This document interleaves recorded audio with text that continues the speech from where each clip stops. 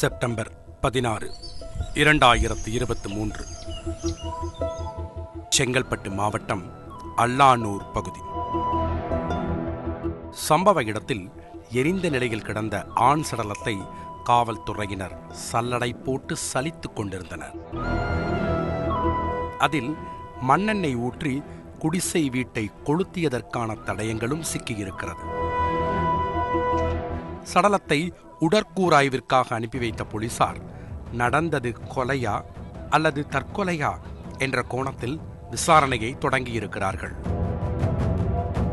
பிணவறையில் வைக்கப்பட்டிருந்த சடலத்தை தன்னுடைய சகோதரர் சுரேஷ் என அடையாளம் காட்டியிருக்கிறார் மரிய ஜெயஸ்ரீ என்ற பெண். மேலும் குடிசை வீட்டிலிருந்த ஜெனரேட்டரில் மின் கசிவாகி விபத்து ஏற்பட்டு சுரேஷ் இறந்திருக்கலாம் என கூறப்பட்டிருக்கிறது. இதைத் தொடர்ந்து சுரேஷின் உடல் பிரேத பரிசோதனை செய்யப்பட்டு குடும்பத்தாரிடம் ஒப்படைக்கப்பட்டிருக்கிறது. சென்னை அயனாவரம் பகுதி முழுவதும் கண்ணீரஞ்சலி போஸ்டர் ஒட்டி சுரேஷின் நண்பர்கள் அதே பகுதியில் உள்ள மயானத்தில் உடலை அடக்கம் செய்துள்ளனர்.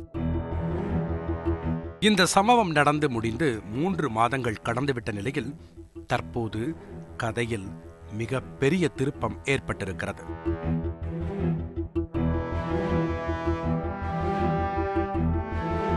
ஆம், எரிந்த நிலையில் மீட்கப்பட்ட சடலம் சுரேஷுடையதே அல்ல. அது சுரேஷின் நண்பர் டெல்லி பாபு.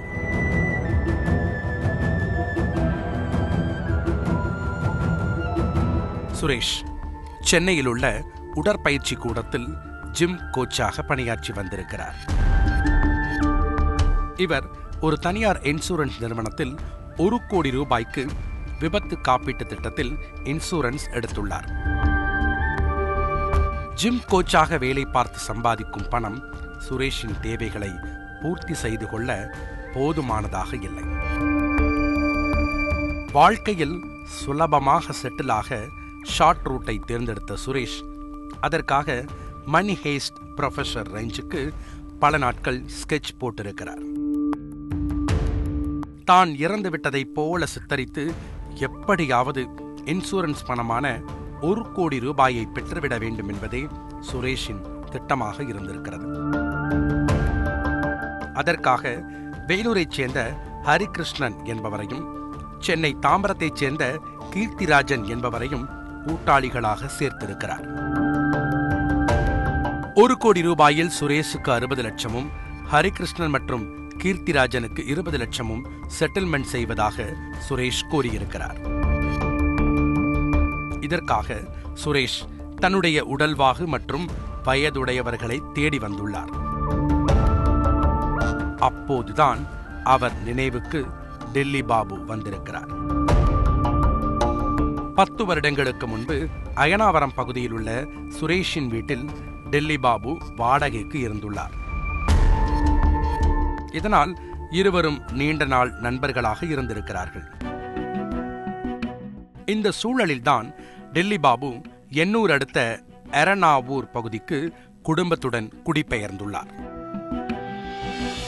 இன்சூரன்ஸ் பணத்திற்காக டெல்லி பாபுவை தீர்த்து கட்ட திட்டம் போட்ட சுரேஷ் கடந்த செப்டம்பர் மாதம் தனது கூட்டாளிகளுடன் டெல்லி பாபு வீட்டிற்கு சென்று மது குடிக்க அழைத்துள்ளார். தனக்கு நடக்கப் போகும் பயங்கரம் அறியாத டெல்லி பாபு மது ஆசையில் சுரேஷுடன் சென்றுள்ளார். நேராக பாண்டிச்சேரிக்கு சென்று மது வாங்கிய இந்த கும்பல் செப்டம்பர் 16ஆம் தேதி அச்சிறுபாக்கம் அடுத்த அல்லானூர் பகுதிக்கு வந்திருக்கிறார்கள். அங்கு சுரேஷுக்கு சொந்தமான நிலத்தில் ஏற்கனவே குடிசை வீடு அமைக்கப்பட்டிருந்தது. அந்த வீட்டில் டெல்லி பாபு, சுரேஷ் மற்றும் அவரது கூட்டாளிகள் ஒன்றாக மது அருந்தியிருக்கிறார்கள்.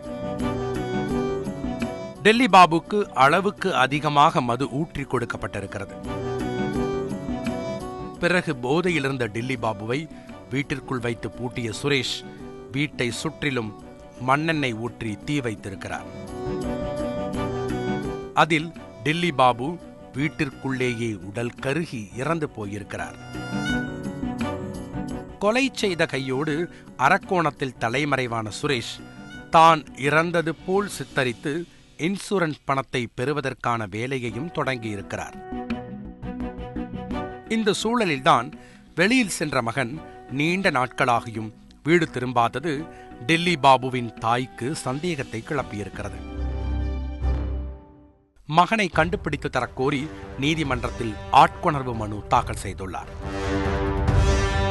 இதனால் காவல்துறை விசாரணை தீவிரமடைந்திருக்கிறது. டெல்லி பாபுவின் நட்பு வட்டாரங்களில் காவல்துறை விசாரணை செய்திருக்கிறார்கள்.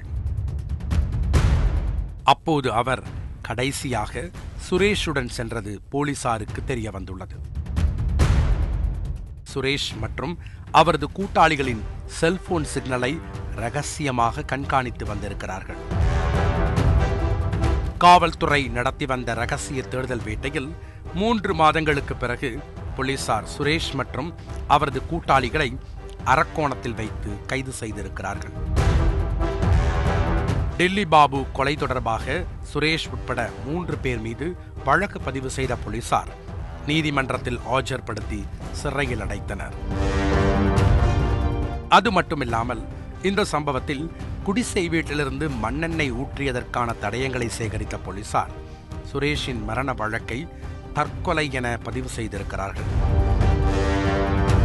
அதனால் குடும்பத்தினரை வைத்து சுரேஷ் இன்சூரன்ஸ் பணத்தை கிளைம் செய்த போது பணத்தை கொடுக்க இன்சூரன்ஸ் நிறுவனம் மறுப்பு தெரிவித்திருக்கிறது. பணம் பேராசையால் அப்பாவி உயிரையும் கொன்று இன்சூரன்ஸ் பணமும் கிடைக்காதது கடைசியில் சுரேஷுக்கு கொலையாளி என்ற பட்டத்தை மட்டுமே வாங்கி கொடுத்திருக்கிறது.